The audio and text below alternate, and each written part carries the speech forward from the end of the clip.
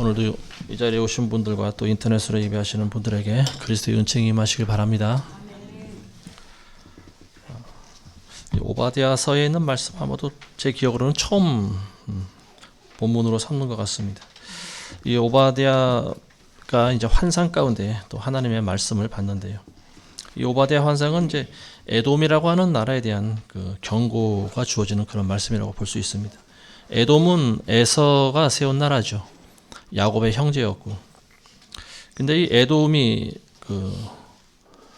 이스라엘이 이제 바벨론에 멸망당할 때 형제의 나라인 이스라엘을 사실 그들을 위해 도와주지 않고 오히려 적군의 편에 서서 이스라엘을 핍박했던 그것을 이제 하나님께서 기뻐하지 않으신 그 내용이 나와 있습니다. 그래서 이제 결국 에돔이라고 하는 이 나라도 이제 결국 적군에 의해서 멸망당하게 되는데요. 우리 한 절씩 살펴보면서 우리에게 주시는 메시지, 하나님께서 우리에게 어떤 메시지를 주시는지 한번 보도록 하겠습니다. 자, 15절에 보시면은 먼저 주의 날이 모든 이방 위에 가까우니 네가 행했던 대로 내게 행하리라. 내 보응이 내 자신의 머리로 돌아가리라. 자, 주의 날이 모든 이방 위에 가까이 왔다. 우리가 선지서를 읽어볼 때 대개 보면은요, 먼저는 심판이 이스라엘에게 먼저 행해진다라고 하는 것을 알 수가 있는데요. 그것은 이제 이스라엘이 하나님 앞에서 끝없이 행했던 불순종과 그리고 우상숭배 그리고 수많은 죄악들, 이런 것들로 인해서 하나님께서는 이스라엘을 심판하신다라고 하는 것을 경고하고 계십니다. 근데 여기 보시면 이스라엘 외에 주의 날이 모든 이방 위에도 가까이 왔다, 이런 말씀하십니다. 하나님께서는 이스라엘만 심판하시는 것이 아니고 이스라엘을 침범했던 주변에 있는 많은 민족과 열방들도 같이 심판하십니다. 심판하시는 기준은 단 하나예요. 의롭게 살지 않을 때 하나님께서 그들을 심판하십니다. 지금이 재림의 때라고 하는 것이 아마 여러분들이 몸으로 다 느끼고 계실 줄로 믿습니다. 자, 이 에돔이라고 하는 나라가 어떻게 이스라엘에게 행했는지에 대해서 우리 10절에서 14절에 보면은 나와 있습니다. 우리 본문 그 위에 저를 한번 잠시 보면은요. 내 형제 야곱을 대적한 내 폭력으로 인해 수치가 너를 덮으리니 내가 영원히 끊어지리라. 내가 저쪽 편에 섰던 날 타국인들이 그의 군대를 사로잡아가고 외국인들이 그의 성문으로 들어가서 예루살렘을 놓고 제비 뽑던 그날에 너도 그들 중에 하나 같았느니라. 그러나 너는 내 형제의 날 곧 그가 타국인이 되던 날에 방관하지 말았어야 했고 너는 유다가 멸망하던 날에 그들을 기뻐하지도 말았어야 했으며 고난의 날에 너는 오만하게 말하지도 말았어야 했느니라. 내 백성의 재난의 날에 너는 내 백성의 성문으로 들어가지 말았어야 했고 정녕 너는 내 백성의 재난의 날에 그들의 고통을 방관하지도 말았어야 했으며 그들의 재난의 날에 그들의 재물에 손을 대지도 말았어야 했고 너는 내 거리에 서서 그의 도피하는 자들을 차단하지도 말았어야 했으며 너는 고난의 날에 그의 남아있었던 자들을 넘겨주지도 말았어야 했느니라. 자, 이 에돔이 형제 나라인 이스라엘에게 행했던 그 부분에 대해서 자세하게 기록하고 있습니다. 이 에서가 이제 야곱을 어떻게 대적했는가 하면은 바벨론에 멸망당할 때 이스라엘이 오히려 바벨론 편을 들어서 이스라엘에 들어가서 모든 그 가옥마다 들어가서 그들의 재산을 약탈하고요. 그리고 또 그들이 포로로 끌려갈 때 또 오만한 말을 했죠. 너희가 지은 죄대로 너희가 지금 벌을 받는 것이다. 그러면서 참 그걸 오히려 기뻐했다라고 하는 거죠. 오만하게 말하고 그리고 그들이 붙들려가는 것을 보고 구해주려고 하지 않고 오히려 그걸 방관했고요. 자, 고통을 보면서도 도와주지 않았고 오히려 도망치는 자들을 앞에 가로막았다라고 하는 겁니다. 도망치지 못하게 앞을 차단했다. 그리고 그 자들을 오히려 붙잡아줘서 바벨론에게 넘겨주는 참으로 악한 일을 했다라고 하는 사실입니다. 자, 우리가 아까 영상을 봤지만 주기철 목사님 그 영상 가운데 그 시대가 이제 일제시대인데요. 사실 조선인들을 가장 괴롭혔던 족속은 바로 우리와 같은 한국인들입니다.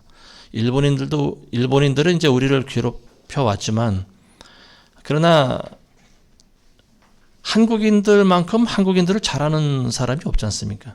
그러니까 이 한국인들이 일본인들에게 빌붙어서 독립투사들을 많이 잡아 죽였습니다. 그리고 그들을 고문하고 하여튼 많은 그런 괴로움을 준 민족이 바로 우리와 같은 피를 나눈 형제들입니다. 여기서도 마찬가지죠. 에돔이 이스라엘의 그 죄악을 보고도 도와줄 생각을 하지 않고 오히려 마지막 때 그들을 붙잡아 줬다라고 하는 거예요. 결국 이제 에돔도 멸망당하고 말았는데요. 왜냐하면 그들의 행위가 하나님 앞에 바르고 의롭지 못했기 때문에 그렇습니다. 자, 17절에 보시면은 그러나 시온 산 위에 구원이 있으리니 거룩함이 있을 것이요 야곱의 집은 그들의 소유를 차지하리라. 자, 시온 산 위에 구원이 있다. 시온 산이라고 하면 이제 우리가 예루살렘을 본다 이렇게 볼 수 있는데요.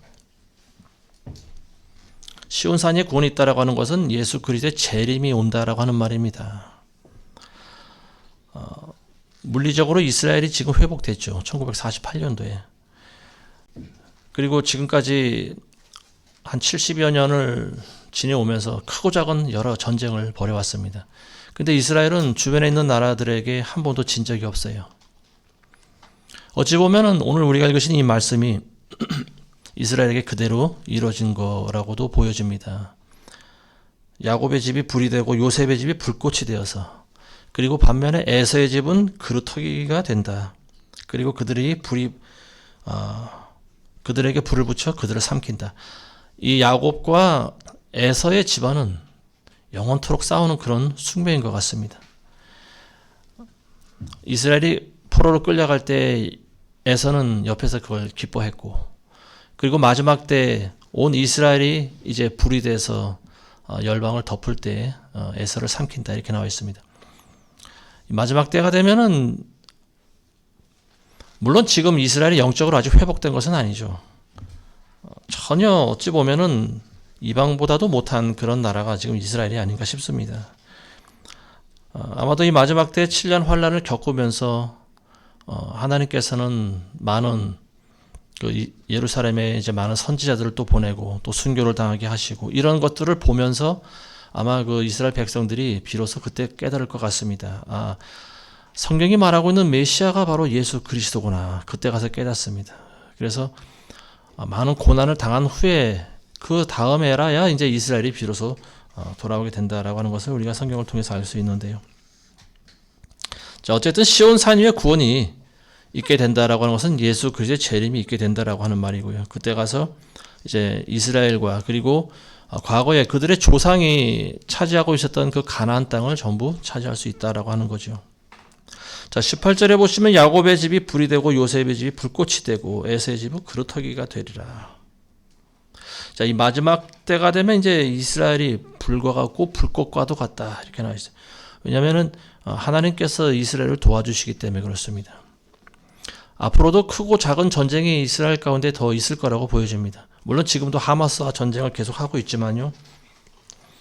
이스라엘을 호시탐탐 노리고 있는 것은 팔레스타인 그리고 이란과 이라크와 사우디아라비아와 주변에 있는 많은 아랍 국가들이죠. 그런가 하면은 또 그들의 배후에서 그들을 도와주고 있는 나라 러시아라고 하는 강대국이 또 버티고 있고, 제3차 대전으로 이제 이 지금 중동 전쟁이 확전될지 그것까지는 잘 모르겠습니다. 어쨌든 하나님께서는 이스라엘을 도와주고 계신다라고 하는 사실입니다. 그리고 이스라엘이 그 이유는 이스라엘이 하나님께 뭐 잘한 것이 있어서 그런 것이 아니고요. 하나님의 언약이 있기 때문에 그렇습니다.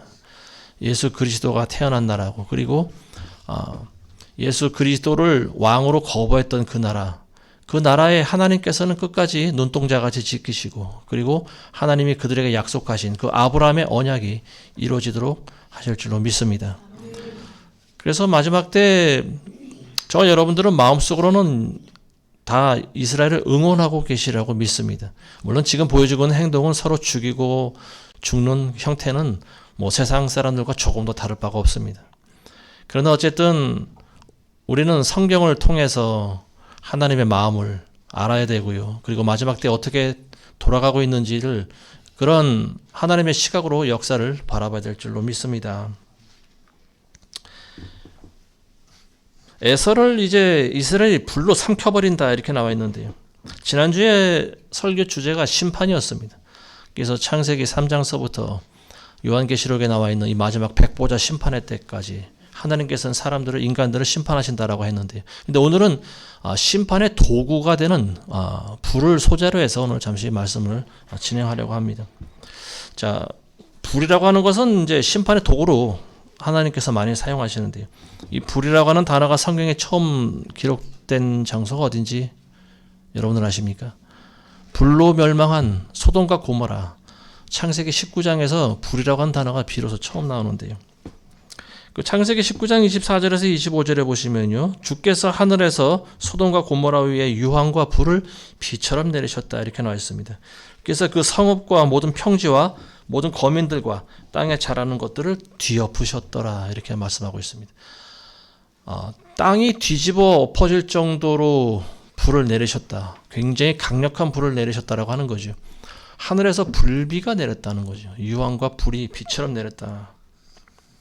그러니까 그 소돔과 고모라 성 안에 살고 있었던 모든 생물들이 다 살지 못하고 죽임을 당했다라고 하는 거예요. 굉장히 무서운 그런 하나님의 심판의 내용으로 볼 수 있는데요. 자, 그런가 하면은 이제 또 불이 마지막으로 기록된 것도 요한계시록이죠. 그러니까 창세기부터 요한계시록까지 하나님께서는 우리 인간들을 종종 불로 심판하시는 것을 우리가 알 수 있는데요. 요한계시록 20장 9절에 보면 지난주에 우리가 살펴본 말씀이죠. 백보자 심판 가운데 그 있기 바로 전에 천년왕국이 끝나고 인간들이 하나님을 또 배반하지 않습니까? 무저갱에서 마귀가 다시 또 노임받게 되고, 그리고 마귀의 미혹에 의해서 인류는 다시 하나님을 배반합니다.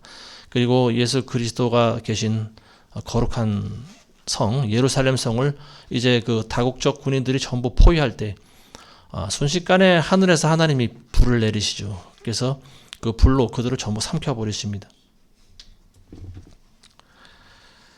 이처럼 성경 여러 군데서 보면요, 이 불은 하나님의 심판의 도구로 사용되는데요.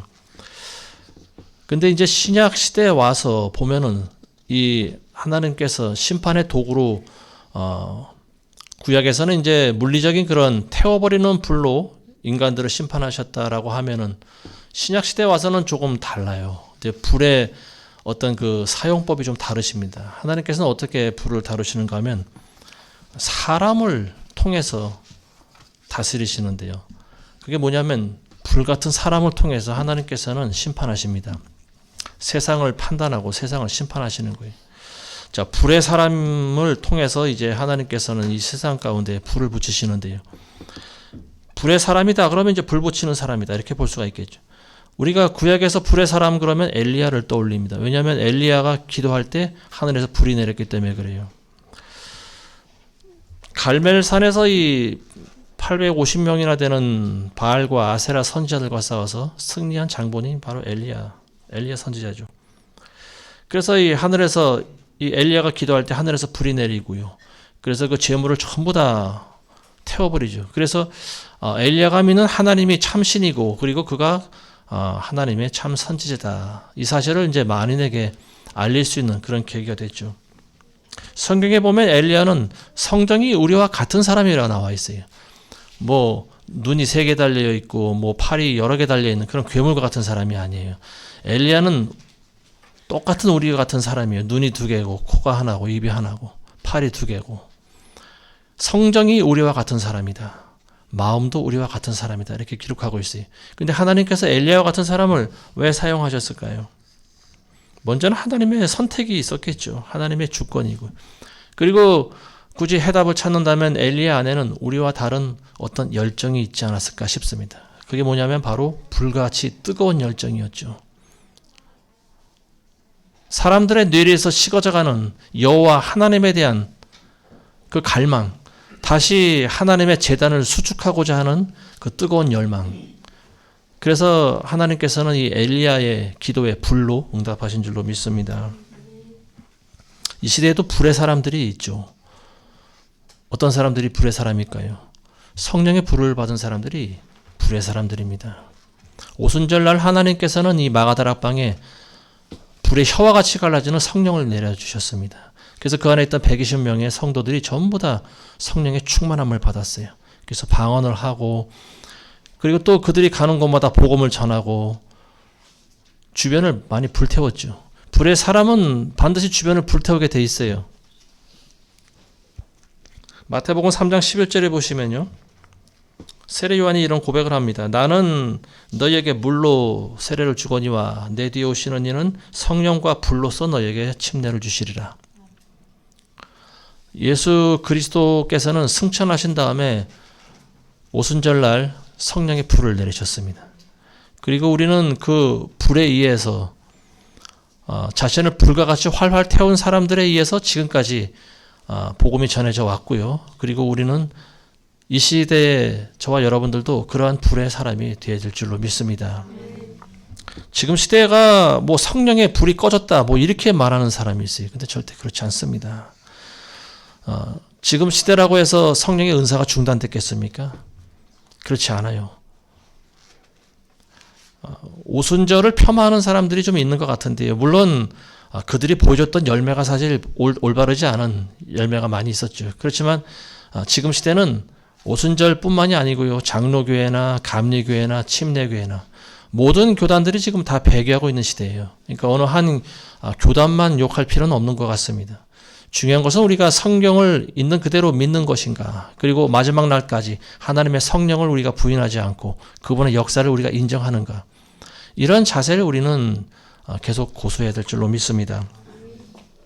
지금 뭐 예전과 같은 그런 뭐 안전뱅이가 일어나고 장님이 눈을 뜨고 뭐 이런 기적이 일어나지 않는다고 해도 성령의 은사가 중단된 것은 아니에요. 단지 그런 어떤 그런 기적이 희미하게 나타나고 있는 거죠. 왜냐하면 말세가 되면은 그 이상이 참으로 희귀하게 나타나기 때문에 그렇습니다. 그 이유는 뭐냐면은 하나님의 능력이 없어서가 아니죠. 이 시대에 우리 주변에 그런 은사와 능력이 나타나지 않는 이유는요, 바로 교회의 배교 탓입니다. 그리고 우리가 믿음이 없는 탓이고요. 그리고 저와 여러분들이 하나님을 열망하지 않기 때문에 그래요. 하나님을 간절히 찾지 않기 때문에 그렇습니다. 하나님께서는 하나님을 사랑하는 자들을 사랑하시고요, 하나님을 간절히 찾는 자에게 만나 주십니다. 저와 여러분들이 하나님 만나는 것을 간절히 찾으면요, 하나님 만나 주십니다. 근데 여러분들이 하나님을 간절히 찾지 않기 때문에 그래요. 주시면 받고 안 주시면 말고. 우리의 믿음이 없기 때문에 성령의 은사가 나타나지 않는 거예요. 다른 이유가 없습니다. 자, 불의 사람들이 돼야 되는데요. 불의 사람들은 주변에 불을 붙이는 사람들이. 근데 먼저 불의 사람은 어떤 사람인가 하면 불에 의해 다루심을 받은 사람들이 불의 사람이 될 수 있는 거예요. 연단이라고 하는 걸 여러분들 아시죠? 불이라고 하는 것은 사물을 정결하게 할 수 있는 능력이 있습니다. 전부 태워서 없애는 것만 아니에요. 불은 사물을 정결하게 만드는 그런 능력이 있습니다. 옛날에 의사들이 사람의 배를 째고 수술할 때요, 불가피하게 어떤 지금과 같은 그런 어떤 소독 재료가 없지 않습니까? 그때 취하는 방법이 뭐냐면 불 속에 칼을 집어넣는 거예요. 그래서 불에 있던 그 세균들을 전부 태워버리는 일이었습니다. 뭐 지금도 간혹 그런 일들을 하고 있지 않습니까? 우리 조상들이 참 그 지혜로운 것이 보면은 매년 항아리를 이제 소독을 하지 않습니까? 항아리 안에 된장도 담고 고추장도 담고 간장도 담고 이렇게 먹는데, 근데 그거 다 먹고 나면 또 다시 담아야 되잖아요. 근데 그 전에 항아리를 깨끗이 닦은 다음에 지폐에다 불을 붙여서 그 안에다가 불을 태웁니다. 그러니까 불로 소독하는 거예요. 하나님께서도 사람을 사용할 때 먼저 불로 연단하신 다음에 사용한다라고 하는 것을 여러분들 아시기 바랍니다. 말라기서 3장 3절에 보시면요, 또 그는 은을 정련하고 재련시키는 자같이 앉아서 레위의 아들들을 깨끗해 하고 그들을 금과 은처럼 깨끗해 하여 그들로 의로운 제물을 주께 드리게 하리라. 자, 레위 자손들을 먼저 금과 은처럼 깨끗하게 단련하신다라고 하는 말입니다. 연단하신다라고 하는 거죠. 지금 레위 자손들이 어디 있습니까? 이스라엘에 있죠. 그리고 이스라엘이 지금 연단받고 있는 중입니다. 하나님의 은혜가 아직 임하지 않고 있어요. 근데 마지막 때가 되면 하나님은 그들을 불과 같이 연단하십니다. 그래서 제사장들이 먼저는 정결하게 돼야 되고, 그래야 하나님께 정결한 제사를 드릴 수가 있다라고 하는 거예요. 교회 시대를 살아가는 저와 여러분들도 마찬가지입니다. 하나님 앞에 다루심을 받아야 돼요. 불같은 그러한 저와 여러분들의 안에 있는 더러운 것들을 태우는 그런 연단을 받게 되시기를 바랍니다. 베드로전서 1장 7절에 보면요. 너희 믿음의 시련이 불로 단련될지라도 없어져 버리는 금보다 훨씬 더 귀하게 되어 예수 그리스도께서 나타나실 때에 칭찬과 존귀와 영광을 받게 하려 함이니라. 우리가 받는 그 믿음의 시련이라고 하는 것은요. 이건 불과 같은 건데 이거는 금보다 더 귀한 거라고 나와 있어요. 여러분들 이 땅에서 재물 취하는 것보다 여러분들이 이런 불같은 연단 받는 것을 더 기뻐하시기 바랍니다. 그거는 이 세상이 주는 그런 가치와는 비교할 수 없는 거예요. 왜냐하면 그러한 시련을 통과한 다음에 여러분들이 비로소 하나님을 만날 수 있기 때문에 그렇습니다. 히브리서 5장 14절에 보시면 단단한 음식은 장성한 자들의 것이니 그들은 그 말씀을 사용함으로 감각을 단련하여 선악을 분별하는 사람들이라. 성경에 보면은 하나님의 모든 말씀이 다 똑같은 말씀은 아니죠. 어떤 말씀은 먹기 쉬운 그런 편한 말씀이고 어떤 말씀은 받아들이기 힘든 참으로 부담되는 그런 말씀이 있어요. 이런 부담되는 말씀들을 우리가 단단한 말씀이라고 합니다. 근데 성경에는요. 단단한 음식은 장성한 사람들의 것이다 이렇게 나와 있어요. 믿음이 장성한 사람들은 단단한 음식을 먹을 줄 안다라고 하는 말이죠. 우리가 이러한 단단한 음식을 먹지 않으면요. 어떤 일이 있는가 하면은 선악을 분별하지 못한다라고 하는 말입니다. 어린아이들은 편한 음식만 먹죠. 근데 이 아이들은요. 아직 자라는 과정 중에 있어요. 장성한 믿음을 가진 사람들은 이제 다 자랐어요. 더 이상 자랄 게 없는 거죠. 이 사람들은 많은 일을 해야 됩니다. 그리고 하나님의 일을 감당해야 돼요. 그러기 위해서는 단단한 음식을 먹어야 된다라고 하는 거죠. 근데 이런 음식을 먹지 않으면 선악을 먼저 분별하지 못하는 거예요. 우리가 읽기에 굉장히 부담이 되고 또 두려운 말씀이 성경에 많이 나와 있습니다. 그렇지만 그런 모든 말씀을 여러분들은 전부 다 먹게 되시길 바라겠습니다. 여러분들이 좋아하는 말씀만 먹다 보면 여러분들 영양 결핍에 걸립니다. 영적인 영양 부족에 걸려요. 그러면은 온전한 신자로 자라나기가 힘듭니다. 이 참 성경에 보면 부담되는 말씀들 어떤 말씀일까요? 대표적으로 십자가와 관련된 말씀이죠. 십자가는 나를 죽여야 되는 건데요. 자아를 부인해야 되는 거고 내가 매달려 죽어야 되는 건데 이 말씀을 좋아하는 사람들 별로 없을 거라고 보여집니다. 그리고 또 이 십자가는 순종을 상징하고 있죠. 죽기까지 순종해야 되는 거죠. 그리고 원수도 사랑해야 되고요. 그리고 또 우리 몸을 위해서 무엇을 먹을까, 무엇을 마실까, 무엇을 입을까 이런 것도 염려하지 말라고 하는 말씀이 있죠. 그런가 하면 또 마태복음 7장에 보면은 우리가 아무리 예수를 잘 믿는다고 해도 마지막 때 예수님이 우리를 부인할 수 있다라고 하는 말씀이 있죠. 주여 주여 하는 자마다 모두가 다 천국에 들어갈 것이 아니요 오직 아버지의 뜻대로 행한 자라에 들어가리라. 이런 말씀들 이게 굉장히 부담되는 말씀이죠. 이게 굉장히 단단한 말씀들입니다. 근데 여러분들은 이런 말씀을 들으셔야 되고요. 그 말씀을 받아들이셔야 됩니다. 그래서 그 말씀에 의해서 여러분들이 다루심을 받지 않으면 마지막 때에 대한 분별을 하지 못합니다. 우리가 성경을 읽는 이유는 세상을 분별해야 되는 거예요. 어떤 것이 선이고 어떤 것이 악인지를 분별해야 되는데 근데 오늘날 많은 어린아이 같은 신자들은 분별을 못하고 있죠. 왜냐하면 교회 목사들이 단단한 말씀을 먹이지 않았기 때문에 그렇습니다. 그래서 지금 성도들이 교회에 있는 교인들이 보이고 있는 모습은 뭐냐면 선악을 분별하지 못하고 있다라고 하는 거예요. 교회 다니는 크리스찬들이 선악을 분별하지 못한다라고 하는 거 이거 가장 위험한 일이죠. 어린아이에게 칼을 쥐어준 거와 똑같습니다.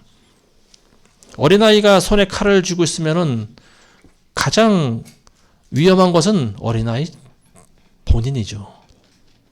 어린아이 스스로 제일 위험합니다. 왜냐하면 그 칼로 자신을 그을 수 있기 때문에 그래요.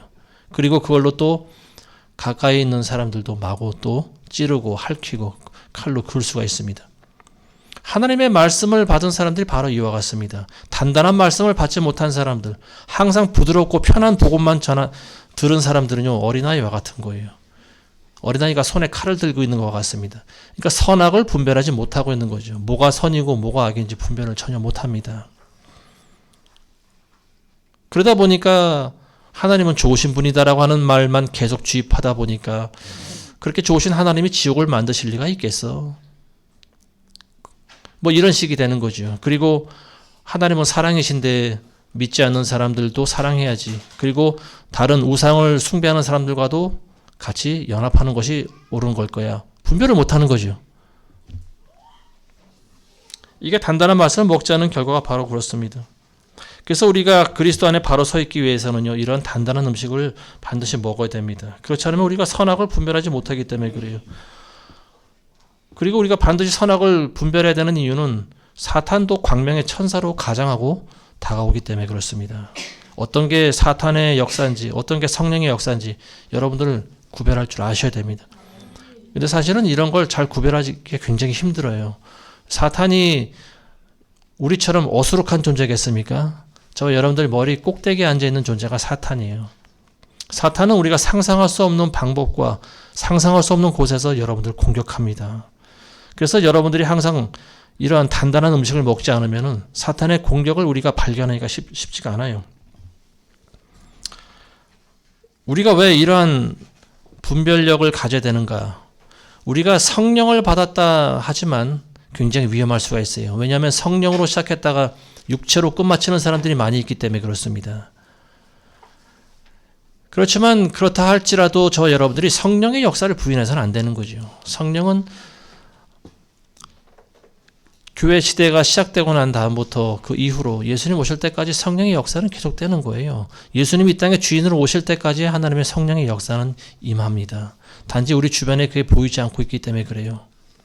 그렇지만 그렇다고 해서 우리가 성령의 역사가 중단됐다라든지 은사가 중단됐다라든지 그리고 또 뭐 방언을 말한다, 뭐 예언을 한다, 아니면 뭐 치유의 사역을 한다, 그런다고 해서 이 사람들 이단 치부해서는 안 된다라고 하는 거예요. 우리는 그런 것들을 예의주시해서 잘 살펴봐야 됩니다. 어찌 보면 그런 것들이 사단의 역사할 수가 있다라고 하는 거죠. 그러니까 우리는 좌로나 우로나 치우치 말아야 되는 거예요. 근데 이렇게 사실은 오늘날 그 오순절의 역사가 성령의 어떤 그 성령 사역하는 사람들이 오해받게 만든 이유가 이제 많은 그런 사람들의 열매 때문에 그렇죠. 이제 그런 것들 우리가 잘 분별해야 된다라고 하는 사실입니다.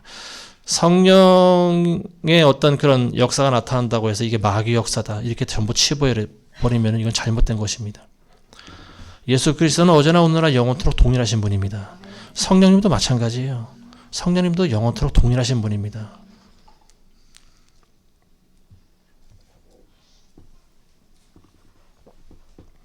그래서 이런 마지막 때 성령의 역사인지 사탄의 역사인지 이거 분별하기 위해서는요, 저 여러분들이 끊임없이 하나님의 말씀을 읽으셔야 됩니다. 그리고 단단한 말씀을 많이 읽으셔야 되고요. 그리고 그 말씀에 의해서 여러분들이 단련받으셔야 돼요. 말씀에 의해서 오늘 아까 우리가 읽으신 말씀 보시면요, 말씀에 의해서 우리 감각이 단련받는다고 나와 있어요. 감각이 단련돼야 선악을 분별할 수 있다라고 하는 거예요. 우리 삶이 우리의 모든 일거수일투족이 성령과 동행한다라고 하면은요, 저 여러분들은 시대를 분별할 수가 있습니다. 무엇이 선이고 무엇이 악인지를 분별할 수가 있어요. 그래서 하나님께서는 저와 여러분들을 연단하십니다. 왜냐하면 연단을 안 받으면은요, 어린아이와 같기 때문에 어린아이들은 누가 유혹하면 금방 넘어가지 않습니까? 금방 따라가요. 누가 사탕 사준다고 하면 금방 따라갑니다. 부드러운 말씀만 먹은 교인들의 모습이 바로 이와 같은 거예요. 사탄이 와서 유혹하면 그냥 넘어가 버려요. 하나님께서는 사람을 사역자를 세우고 사용하시기 전에 반드시 먼저 연단하십니다. 제가 어느 영상에서 봤는데요, 요리사가 한국인이었나 중국인이었나 잘 기억나지 않습니다. 근데 어떤 큰 솥에다가 기름을 넣고 뭘 튀기고 있어요. 뭔지는 잘 모르겠습니다. 튀김인지 돈가스인지 잘 모르겠어요. 근데 어쨌든 기름을 끓이고 있는데 이 기름이라고 하는 것이 끓는 온도가 물보다 훨씬 뜨겁지 않습니까? 물은 100도만 되면 끓는데 기름이 막 펄펄 끓으면 아마 100도 이상 되지 않을까 싶습니다. 근데 그게 안에 있는 것들이 이제 어느 정도 익으니까 그걸 꺼내야 되는데 저는 그걸 보고 깜짝 놀랐어요. 그 요리사가 그냥 맨손으로 푹 집어넣더라고, 기름 속에. 그랬더니 거기 그 안에 있는 음식을 끄집어내는 걸 봤습니다. 근데 손이 하나도 데이질 않아요. 그래서 그 촬영하는 기사가 깜짝 놀라서 물어봤어요. 아니 이렇게 끓는 기름 속에 손을 넣는데 왜 손이 되지 않습니까? 그랬더니 하도 기름에 많이 단련되다 보니까 이제 웬만큼 뜨거워서는 되질 않습니다. 그러니까 이 사람들은 이 손 자체가 기름에 단련이 돼 있어요. 그러니까 뭐 집게를 사용해서 꺼내야 되는데 그냥 손으로 물론 오래 담그고 있으면은 있겠죠. 근데 담궜다 꺼내는 정도의 시간은 이게 손이 되질 않더라고요. 저 그걸 보면서 굉장히 놀랐습니다. 참 이 요리사 그 음식을 만드는 요리사도 참 수많은 날들 동안 손을 단련해서 음식을 만드는데 음식이라고 하는 것이 사실 우리 입으로 들어갔다 뒤로 나오는 거 아니겠습니까? 근데 이런 요리사도 손을 단련해서 쓰는데 하물며 영혼이 죽지 않은 영혼을 다루는 사역자를 세울 때 하나님께서 단련하지 않고 사용하실까요? 그렇지 않습니다. 하나님께서 사역자를 세우실 때는 반드시 연단을 먼저 하십니다. 크리스찬들도 마찬가지예요. 하나님께서 쓰실 사람들 먼저 연단하세요. 고난의 과정에 두십니다. 아프게도 만들고 사람들한테 배반당하게도 만들고 또 돈이 없게도 만들어보고 이런 여러 가지 아픔을 주십니다. 그러면서 하나님을 더 찾게 만드시는 거예요. 그런 다음에 하나님께서 사용하십니다.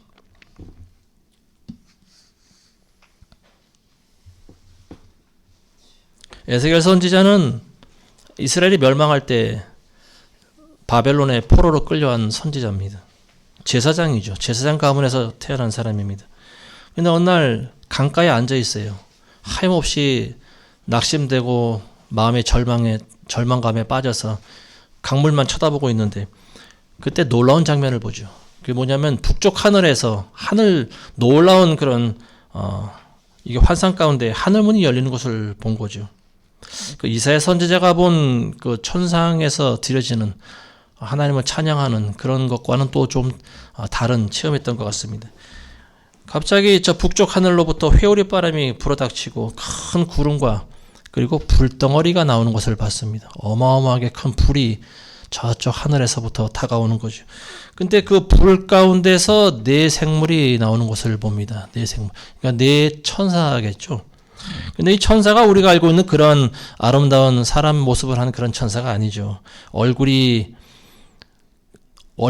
네 개가 달려 있죠. 머리가 하나인데 얼굴이 각각 사방으로 돌아가면서 얼굴이 달라요. 사람의 얼굴이 있고 사자의 얼굴이 있고 그리고 또 소의 얼굴이 있고 독수리의 얼굴을 한. 그러니까 이 네 사면으로 전부 이런 기괴하게 생긴 그런 천사가 나타나는데요. 그리고 또 등에는 날개가 달려 있고. 자, 그런가 하면은 이 기괴하게 생긴 이 천사들 옆에는 또 정말로 표현하기 힘든 그런 형체가 또 하나 있는데 이게 뭐냐면 바퀴같이 생겼다라고 표현하고 있습니다. 성경은 바퀴라고 표현하고 있는데 이 천사하고 바퀴하고 이게 좀 굉장히 일치하지 않는 부분이 있습니다. 거기서 뭔가 어떤 공통점을 찾아야 될까요? 천사가 왜 바퀴를 굴리고 나올까? 그리고 이 바퀴 같은 존재는 무엇일까? 도저히 우리는 그걸 우리 상상력을 총동원해도 이 부분에 대해서 깨달을 수가 없습니다. 심지어는 그 바퀴에 수많은 눈이 달려있다고 그러죠. 그러니까 이게 또 에스겔이 볼 때는 이게 바로 이 영이다 뭐 이렇게 이야기를 하고 있는데요. 어쨌든 이거는 우리가 천국에 들어갈 때 그때 가면 이제 하나님 보좌에서 이런 것들이 있다라고 하는 것은 이제 아마 그때 깨달을 것 같습니다. 지금은 이게 형용할 수 없는 거예요. 뭘로 어떤 그림과 어떤 말로도 이건 설명할 수 없는 그런 부분이죠. 저와 여러분들은 이와 같은 존재가 되어야 된다. 저는 그런 생각합니다. 이 불에서 나온 이 네 존재들, 이런 참 정체를 알 수 없는 이런 천사들, 이런 존재들이 되어야 된다. 저는 생각하고 있습니다. 하나님의 연단 가운데 이런 불과 같은 연단 가운데 여러분들이 나오셔야 됩니다. 이런 천사들과 같은 존재가 되셔야 되는 거예요. 참으로 알쏭달쏭한 여러 가지 얼굴의 모습을 하고 날개가 달려있고 심지어 옆에 또 바퀴까지 있는 이런 참 알 수 없는 그런 괴상한 모습, 이게 바로 크리스찬의 모습이 되어야 된다 생각합니다. 노아의 방주는 창문이 없죠. 오직 위쪽으로 하나만 달려 있습니다. 저와 여러분들은 세상 사람들이 볼 때 이해할 수 없는 그런 존재가 되어야 됩니다. 아니 그런 존재가 사실은 크리스찬인 거죠. 그게 정상적인 겁니다. 세상 사람들은 저와 여러분들 이해하지 못해요.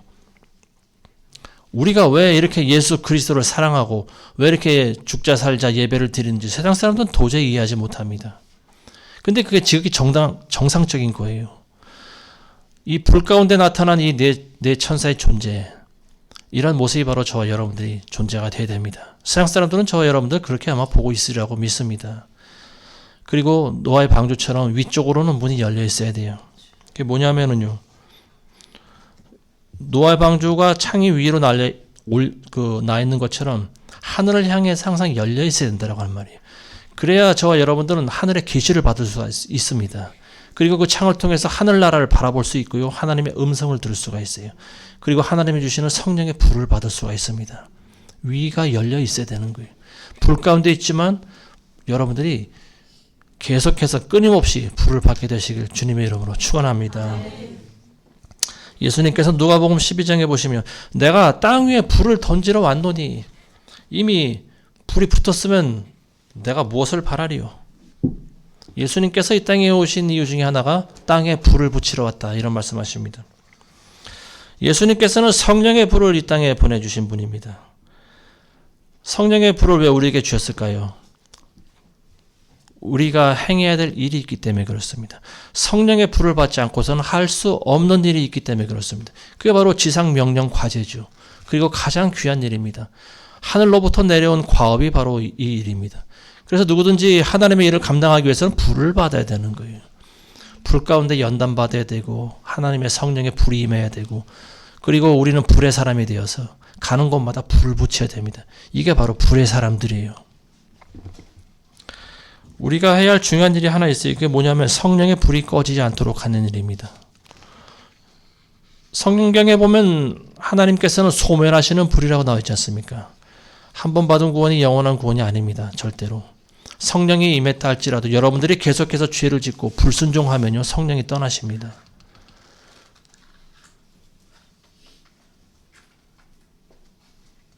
그리고 우리가 세상에 취하는 것을 주의하셔야 됩니다. 성경에 보면 술 취하지 말라고 그랬어요. 오직 성령의 충만함을 받으라고 그랬습니다. 저와 여러분들이 항상 성령에 취했어야지 술에 취했으면 안 돼요. 술이라고 하는 것은 뭐 알코올도 있겠지만 세상을 사랑하고 세상에 취했는 것이 바로 술에 취했는 것과 똑같은 거죠. 우리가 불의 사람이 돼서 하나님께 쓰임받지 못하면요, 마지막 때 하나님께서 저와 여러분들을 묶어서 영원히 꺼지지 않는 불에 던질 수가 있습니다. 우리가 불로 연단받지 않으면 하나님을 믿어도 잘못 믿게 될 수가 있어요. 잘못하면 이단으로 빠질 수가 있습니다. 아니면 우리가 또 성령도 알고 하나님도 알고 예수님도 아는데 이단인 그 기복주의라든지 번영주의라든지 이게 참 백지장 한 장 차이예요. 이걸 잘 구별하지 못하면 안 됩니다. 그래서 우리가 항상 모든 하나님의 말씀을 골고루 먹게 되시길 바라겠습니다. 며칠 전에도 집에 혼자 있는데 누가 벨을 누르더라고요. 보니까 젊은 자매예요. 젊은 자매 둘이 스피커에다 대고 도를 전하러 왔다고 그러는데요. 도를 전하러 왔다 그랬나? 도를 전하는 게 아니고 미래 예언에 대해서 메시지를 좀 나누겠다. 문 좀 열어달라고 그러는데요. 참 굉장히 담대한 것 같습니다. 어린 자매들이 굉장히 용기가 가상한 것 같아요. 그걸 보니까. 이게 참 이단에 속한 사람들도 보면은 나름대로 열정을 가지고 있는 것 같습니다. 근데 진리의 예수 그리스도를 믿는 저와 여러분들, 그들의 반만큼이라도 좀 열정이 있었으면 좋겠습니다. 올 한 해는 여러분들이 불의 사람이 되시기 바랍니다. 불같이 뜨거운 열정을 가지고 올 한 해 살아가게 되시길 바라겠습니다. 자, 사도행전 28장 보시면은요, 이제 바울이 로마로 압송돼 가고 있는 그 장면이 나오고 있는데요. 근데 이 마지막 때 참 바울이 탄 그 배가 풍랑을 맞지 않습니까? 유라굴로라고 하는 그 풍랑을 맞아서 배가 이제 전부 파손되고, 근데 이제 사람들이 전부 물에 뛰어들어서 그 무태 상륙을 하는데, 그게 이제 멜리네라고 하는 조그만 섬이었습니다. 원주민들이 사는 조그만 섬인데, 근데 다행히도 그 추장이 그 바울 일행들을 죽이거나 뭐 핍박하지 않았어요. 오히려 그들을 도와주고 그들 앞에 물에 빠진 채로 나왔으니까 얼마나 춥겠습니까? 그래서 나무를 갖다 놓고 이제 불을 피워주는데요. 근데 바울이 그 나무를 집어다가 이제 불에 집어 넣는데 뱀이 한 마리가 나오지 않습니까? 근데 그 뱀이 바울의 손을 물고 놓지를 않는 거예요. 그래서 그걸 보고 원주민들이 깜짝 놀랍니다. 저 뱀은 독사인데, 맹렬한 독을 가진 독사인데 저 사람은 이제 금방 죽겠구나. 원주민들이 그렇게 생각한 거예요. 그러면서 이 사람은 살인자인가 보다. 저가 바다에서 구조되었어도 하나님께서 그를 죽이는구나. 공의가 그를 살려두지 않는구나. 원주민들이 그렇게 생각했다라고 하는 거죠. 근데 바울이 그 뱀에 물린 다음에 죽질 않는 거예요. 그리고 바울이 그 뱀을 불에다가 오히려 털어 집어 던집니다. 그러니까 이제 그들이 원주민들이 그 바울을 보고 신이라고 그러지 않습니까? 그래서 거기도 이제 또 복음이 전해지는 거죠. 자, 이 사도행전 28장 이 마지막 부분에 대해서 보면은요, 이게 바로 사탄의 종말을 보여주는 듯한 그런 단락이다. 저는 그런 생각합니다. 이 로마로 가던 죄인을 싣고 가던 배가 풍랑을 만난 그 기간이 얼마인지 아십니까? 무려 보름 기간이에요. 보름 동안. 14일이나 되는 기간 동안 하늘을 못 봤어요. 이 사람들은. 먹구름이 쳐 있었고요. 해가 보이질 않았어요. 계속 파도가 치고 배에 있는 모든 것을 다 집어 던져도 배는 계속 기울어져 가고 사람들은 난리 치고 나중에는 소리칠 기력도 없습니다. 그래서 그냥 죽기만 기다리고 있는데 14일째 되는 날 하나님의 바울이 기도하고 하나님의 응답을 받지 않습니까? 그러면서 너희 중 하나도 죽지 아니하리라. 그래서 이제 섬으로 전부 가서 살게 되는데요. 자, 이거를 저와 여러분들은 영적으로 해석할 필요가 있습니다. 자, 이게 뭐냐면요. 풍랑 가운데 있는 이 사람들, 이게 바로 저와 여러분들입니다. 우리가 살아가고 있는 이 땅이죠. 사탄은요, 인류 역사 시작할 때부터 마지막 때까지 함께하는 존재입니다. 그래서 여러분들을 괴롭히는 거예요. 끊임없이 괴롭혀요. 그래서 우리는 이 풍랑 같은 세상을 살다가 이제 마지막 때 조금 편할까 싶어서 우리 목숨을 살까 해서 섬으로 헤엄쳐 갔는데 거기서 또 사탄이 발악을 하지 않습니까? 불 가운데 그 나무 더미에 숨어 있다가 바울의 손을 물지 않습니까? 다른 사람도 아니고 하필 바울의 손을 물었을까? 바울이 로마로 가는 것을 사탄이 미리 알고 있었다라고 하는 거죠. 그래서 바울이 로마 가면은 이 로마의 복음이 전해질 텐데 사탄은 그걸 두려워했던 거죠. 그래서 이 사탄이 뱀으로 나타나서 바울의 손을 물은 겁니다. 제 해석은 확실하다 저는 믿습니다. 왜냐하면 창세기에도 보면은 뱀이 나오지 않습니까? 그리고 이 뱀은 사탄이죠. 이 뱀이 아담과 하와를 유혹하지 않습니까? 그래서 선악과를 따먹게 유혹을 합니다. 인류 역사 최초에도 우리 인간을 죄를 짓게 만든 장본인이 뱀입니다. 그리고 마지막에도 저와 여러분들 끊임없이 괴롭히다가 마지막에 죽이려고 하는, 참으로 우리 인간과 이 뱀은요 처절한 싸움을 하면서 살아왔습니다. 근데 이제 그 때가 마지막 때가 되면은 뱀은 심판을 받지 않습니까? 태초부터 마지막 때까지 이 뱀은요 어찌 보면 하나님의 손을 물고 있는 것과 똑같습니다. 뱀이 바울의 손을 물고 있는 것 같이 이 사탄은 상대가 되지 않는 존재에 대해서 끊임없이 싸움을 거는 참으로 참 희한한 존재죠. 그러니까 사탄이 어찌 감히 하나님의 손을 물 수가 있겠습니까? 표현하자면 그렇다는 거죠. 사탄은 마치 하나님의 옷자락을 물고 있는 것과 같습니다. 근데 하나님은 그걸 그냥 내버려 두시는 거예요. 내버려 두시다가 마지막 때 가면은 그걸 그냥 집어서 불 속에다 집어넣습니다. 그리고 손을 툭툭 털어버리시는 거예요. 이게 인류 역사의 마지막입니다. 끝까지 우리 인간과 함께하는 존재가 이 뱀, 사탄이라고 하는 존재예요. 다윗이라고 하는 사람은 이런 기도를 합니다. 시편 140편에 보면요. 불붙은 숯불이 그들 위에 떨어지게 하시고 그들로 불 속 깊은 구덩이에 던져서 다시 일어나지 못하게 하소서.